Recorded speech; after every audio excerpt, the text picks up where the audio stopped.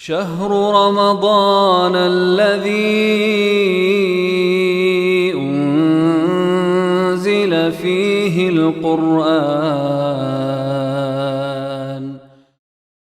الحمد لله والصلاة والسلام على رسول الله أما بعد. بسم الله الرحمن الرحیم.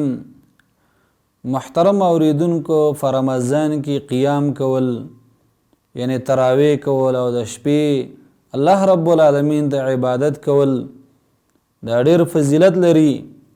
په حدیث کې راځي رسول الله صلی الله علیه وسلم فرمایلی من قام رمضان ایمانا واحتسابا غفر له ما تقدم من ذنبه.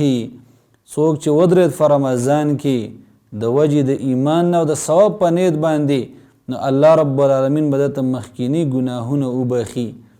او دارنګه په بل حدیث کې راځي رسول الله صلی الله علیه وسلم فرمایي چې څوک د امام سره ودرېده تر دې چې امام راوګرځي یعنی منځ ختم شي نو الله رب العالمین به درته څونه اجر ورکوي. د حدیث کې راځي چې د پوره شپې هغه عبادت چې کوم د هغې اجر به درته میلاویږي.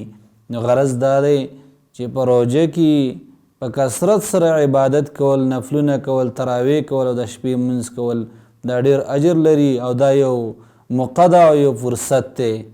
الله رب العالمین دې موږ ټولو ته د عمل کولو توفیق راکړي. وصلی الله علی خیر خلقه محمد و آله و اصحابه اجمعین.